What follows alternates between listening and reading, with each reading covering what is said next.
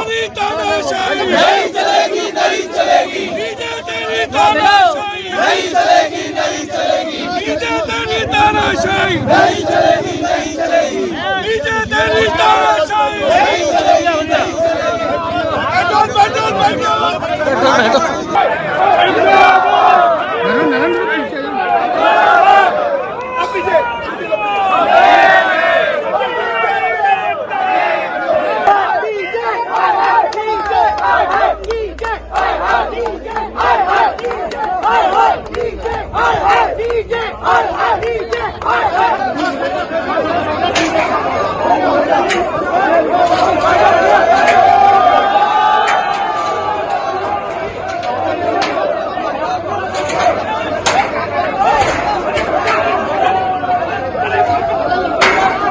हमारे जो जिला बार एसोसिएशन के 1500 अधिवक्ता जो रेगुलर प्रैक्टिशनर है, उन सब का जो जनरल हाउस में ये तय हुआ कि हमारे जो सभी के बैठने की जो कि चैम्बर्स की क्या व्यवस्था रहेगी, लिटिगेशन भवन में किस प्रकार से टेबल कुर्सी लगाकर बैठने की व्यवस्था रहेगी, आप सभी अधिवक्ताओं के किस प्रकार से बैठाएंगे, उनकी मूलभूत सुविधाएं क्या रहेगी, उसको लेकर के, और जब तक हमारी बैठने की व्यवस्था नहीं हो तब तक न्यायालय वहाँ जा शिफ्ट नहीं करे और न्यायालय और अधिवक्ताओं को एक साथ ही शिफ्ट करे, ये हमारी मांग है।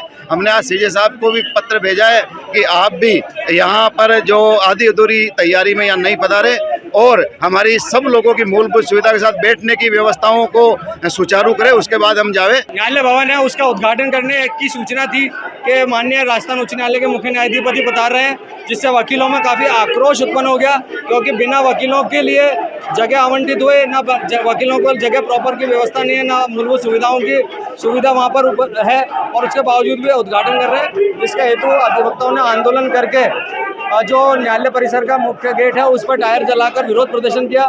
साथ ही वहाँ पर जो उद्घाटन के लिए जो बैनर वगैरह लगाए थे, उन बैनरों को भी हटाया गया है।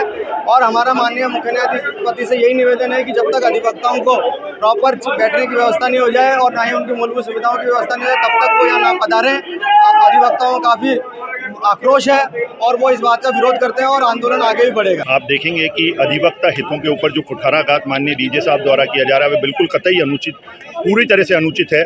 और अनुचित इसलिए है कि हाईकोर्ट के भी दिशा निर्देश थे कि नए भवन में जब तक अधिवक्ता या जुडिशरी वहां पर नहीं जाए, जब तक कि वहां पर मूलभूत सुविधाएं पूरी नहीं हो जाए। मूलभूत सुविधाओं में बैठने की व्यवस्था से लेकर लाइट, पंखे, पानी, सभी व्यवस्थाएं होती हैं। मूलभूत सुविधाओं में जब बैठने की व्यवस्था थी तो वहां पर बैठने के चैम्बर पर्याप्त मात्रा में नहीं है।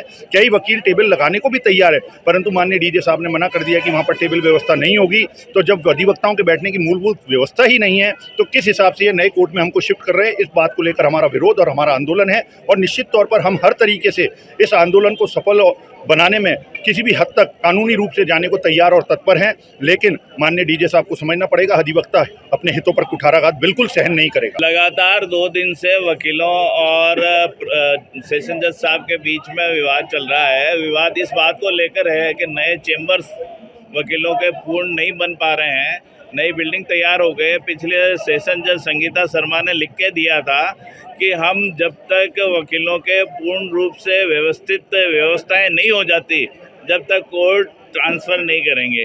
अभी जो चर्चा चल रही है कोर्ट ट्रांसफ़र होने की चल रही है, और हम चाह रहे हैं कि जो बजट 150 करोड़ का लगा, तो वकीलों के चेंबर्स के लिए भी उसमें बजट था, वो बजट लैप्स करके इन लोगों ने कहाँ यूज किया, इसकी भी हमारी मांग है।